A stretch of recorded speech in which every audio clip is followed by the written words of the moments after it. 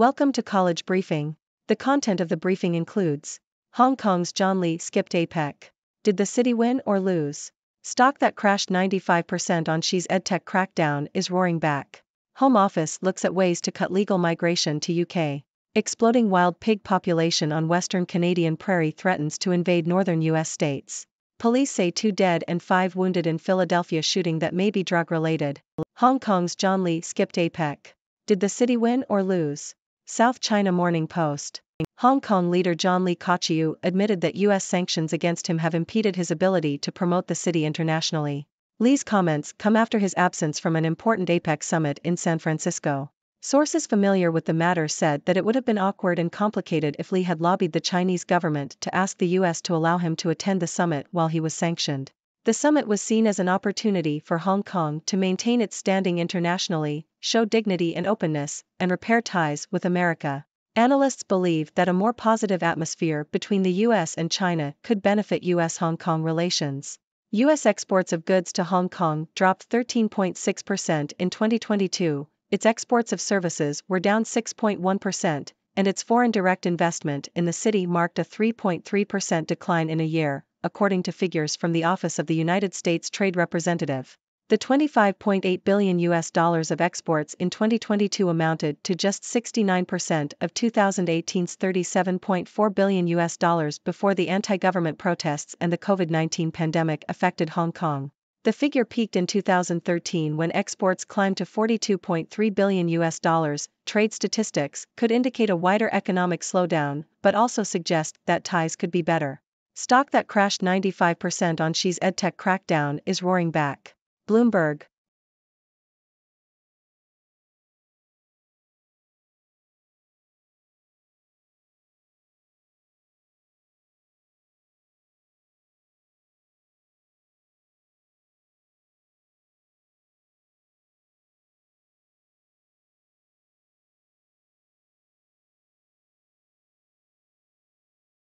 Home Office looks at ways to cut legal migration to UK. Financial Times. The UK Home Office is considering a range of measures to reduce legal migration to the country and address the abuse of work visas. Possible changes include increasing salary thresholds for skilled worker visas and limiting the number of dependents care workers can bring with them. The move is aimed at reducing abuse in the system, but the government recognizes the need for overseas workers to address labor shortages. Home Office officials are also considering raising salary thresholds for skilled workers and adjusting the care worker threshold for inflation. Exploding wild pig population on Western Canadian prairie threatens to invade northern U.S. states. Associated Press. The super pigs in Canada are threatening to spill south of the border, and northern states like Minnesota, North Dakota, and Montana are taking steps to stop the invasion. The wild pigs roaming Alberta, Saskatchewan, and Manitoba are often crossbreeds that combine the survival skills of wild Eurasian boar with the size and high fertility of domestic swine to create a super pig that's spreading out of control. Wild pigs already cause around $2.5 billion in damage to U.S. crops every year, mostly in southern states like Texas. Police say 2 dead and 5 wounded in Philadelphia shooting that may be drug-related. Associated Press. 2 men were killed and 5 others were injured in a shooting in Philadelphia on Tuesday night. Police believe the violence may have been drug-related. Reports of shots being fired sent police to North Philadelphia, where they found 4 wounded men on the ground. All were taken to the hospital, where 2 were pronounced dead. 3 other wounded men walked into 3 hospitals, but their conditions are unknown. Authorities found 4 handguns, a long gun, and narcotics at the scene, and they believe that several shooters were involved. Sydney school strike for Palestine driven by university students. The Sydney Morning Herald. Promotional material for a pro-Palestine school strike in Sydney is being generated by activist university students rather than high schoolers, according to an analysis of social media posts. Students are planning to walk out of classrooms in response to the war in Israel and Gaza, with activists from groups such as the Socialist Alternative producing resources for the strike. The New South Wales Premier and Education Minister have called on students to stay in class, but organizers say they will not be deterred. Biden's plan would raise salaries for Head Start teachers but could leave fewer spots for kids. Associated Press. The Biden administration's proposed rule to raise teacher salaries in Head Start programs could lead to reduced enrollment in some centers. The rule would require Head Start programs, which are struggling with staffing shortages, to raise teachers' salaries to match those of local public school teachers. While this could significantly increase salaries for low-paid early childhood teachers, it could also lead to a reduction in the number of children enrolled in Head Start programs if Congress does not allocate additional funding.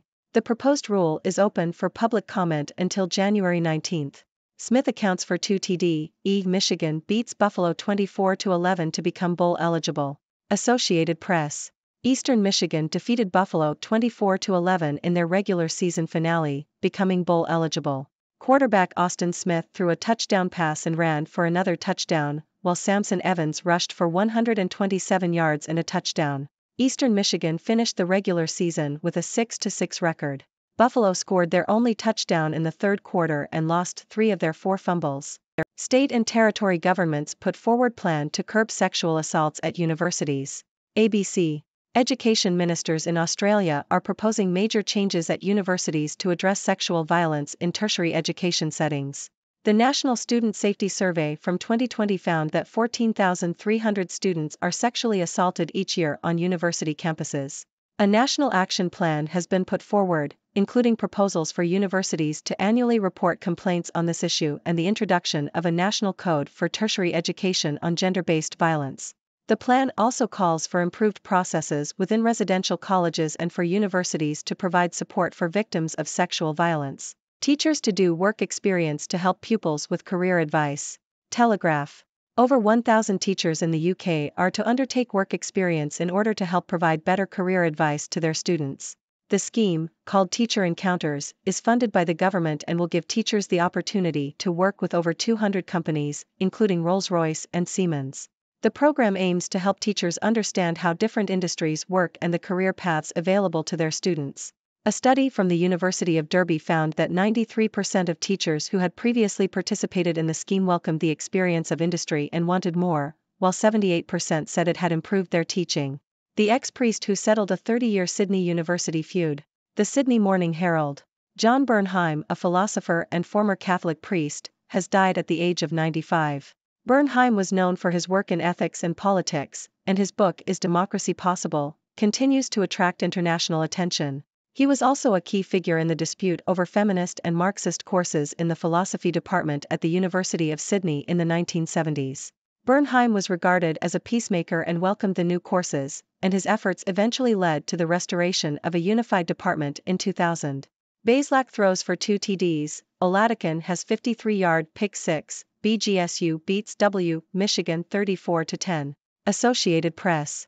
Bowling Green defeated Western Michigan 34-10 in their regular season finale. Connor Bazelak threw 2 touchdown passes for Bowling Green, while Jordan Oladikin returned an interception for a touchdown. Bowling Green finishes the season with a 7-5 record, their most wins since 2015. Western Michigan ends the season with a 4-8 record. Line in the sand, Australian industry lauds conviction of second global cryptocurrency kingpin. ABC. The founder of Binance, the world's largest cryptocurrency exchange, has pleaded guilty to money laundering charges and resigned as CEO, sparking concerns for Australian consumers. Binance will continue to operate under a new CEO and pay a $4 billion penalty. Several of Australia's largest cryptocurrency trading platforms, including SWYFTX, use Binance to complete trades for Australian consumers. Australian exchanges are not expected to be affected by the situation at Binance, but if Binance were to close, Australian users would risk losing access to their assets. Queensland health staff locked out of medical record system as technology crashes. ABC. The electronic medical record system used by Queensland Health is experiencing technical issues, with workers unable to log in. The issue has affected all Queensland Health sites that use the Integrated Electronic Medical Record, IEMR, which logs real-time patient information. Queensland Health confirmed that the system was experiencing login issues for some of its users. Alternative paper-based processes are in place and all clinical services continue to be available to the public. The system is used at a range of Queensland Health facilities. A big black shadow, Allegra's $50,000 HECS debt for one straightforward degree. The Sydney Morning Herald. The Australian government's plan to raise fees for humanities degrees has had little impact on the degrees students are choosing, according to recent analysis. The 2021 job-ready reforms increased fees for humanities and communications subjects by 117%, while reducing fees for teaching, nursing, and engineering. However, data shows that only 1.5% of students chose a field they would not have chosen if not for the fee changes. Critics argue that the government should revert to a fee structure that aligns with expected future financial earnings to better reflect the help repayment system.